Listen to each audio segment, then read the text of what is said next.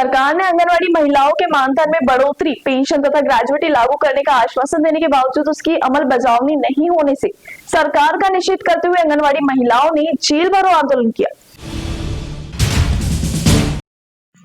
सरकार के फर्जी आश्वासन से आंगनवाड़ी महिलाएं त्रस्त हो चुकी है।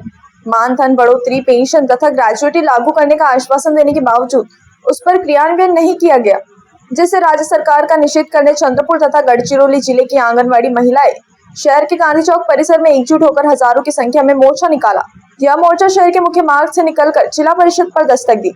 इस समय महिलाओं ने महाराष्ट्र सरकार के खिलाफ नारेबाजी करते हुए मांगे पूर्ण करने की मांग करते हुए जेल भरो आंदोलन किया गया। जिला परिषद के सामने मोर्चा का रूपांतर सभा में हुआ। इस सभा में सांसद प्रतिभा धानोरकर, विधायक सुभाष धोटे, शिक्षक विधायक सुधाकर अडवाले ने मोर्चे को संबोधित कर आंगनवाड़ी महिलाओं के मांग को समर्थन दिया। आंगनवाड़ी महिलाओं का प्रश्न शासन दरबार में रखने का आश्वासन दिया।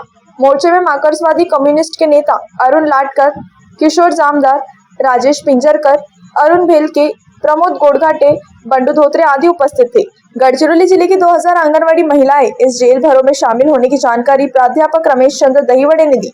आंदोलन में शारदा लेनपुरे, गुजाबाई डोंगे, मोनाली जांबुले, योगिता मुनघाटे, उज्ज्वला उंदिरवाडे, संध्या खनके, लता अहिरकर, छाया कागदेलवार, सुनंदा बावने आदि उपस्थित थे। त्या ठिकाणी सगळ्या अंगणवाडी सेविका आणि मदतनीस यांचं जेलभरो आंदोलन आहे। खरं तर एक महिला म्हणून महिलांना स्वतःच्या हक्कासाठी रस्त्यावर येऊन भांडा लागत आहे, ही खऱ्या अर्थानं खेदाची बाब आहे।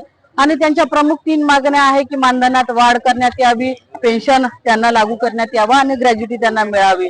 आपण बघितलं असेल, मी आमदार असताना आदरणीय सुभाष भाऊ या ठिकाणी आहे, मी आता खासदार झाल्यावर अनेकदा आम्ही कायम त्यांच्या सोबत होतो। प्रत्येक त्यांचे आंदोलन असतील, मोर्चे असतील, वारंवार मंत्र्याकडे पाठपुरावा करायचं काम देखील आम्ही या ठिकाणी केलं। आणि हे करत असताना नक्की त्यांच्या हक्काचं जे मानधन आहे ते त्यांना मिळालं पाहिजे। आज आपण बघत आहात की 10,500 रुपये त्यांचं जे मानधन आहे त्यातले फक्त 4,500 रुपये यांना अंगणवाडी सेविकांना आणि 2,2500 रुपये मदतनीसला मिळत आहे। आणि यात केंद्राचा आणि राज्याचा जो वाटा आहे तो पूर्ण वाटा हा महिलांना मिळाला पाहिजे। यासाठी या भागाची खासदार म्हणून जेव्हा जेव्हा माझ्या माता भगिनीच्या पाठीमागे खंबीरपणे उभं राहायची वेळ येईल, मी खासदार म्हणून सदैव त्यांच्या पाठीशी उभी राहील आणि त्यांच्या ज्या काही अडीअडचणी असतील त्या दूर करण्याचा प्रामुख्याने प्रयत्न करेन। अंगणवाडी सेविका, अंगणवाडी मदतनीस यांच्या पाठीशी मी सदैव आहे। त्यांच्या अनेक आंदोलनामध्ये, अनेक मागण्यामध्ये मी नेहमी सहभागी झालेलो आहो। आणि मागच्या आठवड्यामध्ये जेव्हा राजुऱ्याला आमच्या विधानसभा क्षेत्रात जेव्हा मोर्चा निघाला होता तेव्हाच मी माननीय दहीवडे सरांना सांगितलं होतं की बा जेव्हा जेल भरू राहील तेव्हा मी पण येईल। आणि यांच्या रास्त मागण्या आहे आणि सुप्रीम कोर्टाने जजमेंट दिलेला आहे की बा यांना ग्रॅज्युटी लागू केली पाहिजे। सरकारने सुद्धा सांगितलं की आम्ही 6 महिन्यावर निर्णय घेतो। 6 महिने गेले, 6 महिने गेले, 12 महिने झाले, सरकार कुठला निर्णय घेत नाही। त्यामुळे या सगळ्या भगिनींना, सगळ्या ताईंना, बिचाऱ्यांना एवढ्या उन्हातानामध्ये सणावाराचे दिवस राहून सुद्धा जेल भरो मध्ये यावं लागून आलं। मोठी खेदाची गोष्ट आहे। या सगळ्या गोष्टीचा या सरकारचा मी निषेध करतो आणि अंगणवाडी सेविकेला, अंगणवाडी मदतीचा न्याय मिळवून दिल्याशिवाय आम्ही राहणार नाही। आणि त्यासाठी जेवढा काही प्रयत्न करणं शक्य होईल तेवढा आम्ही प्रयत्न करणार। धन्यवाद। महाराष्ट्र सरकारने अंगणवाडी महिलांना ग्रॅज्युटी, मानधन वाढ आणि पेन्शन देण्याबाबत आश्वासन 25 जानेवारीला दिलं।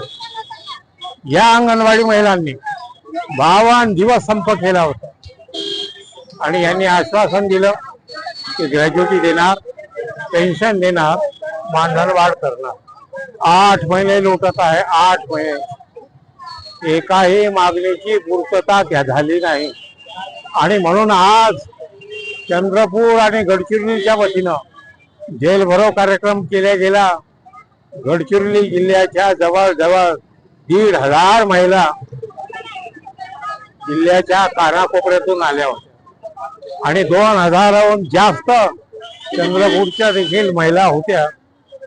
हे आंदोलन याच ठिकाणी थांबणार नाही, पुढे गावागावात जाऊ आणि यांच्या फसवेगिरी कशी आहे हे जनतेला दाखवून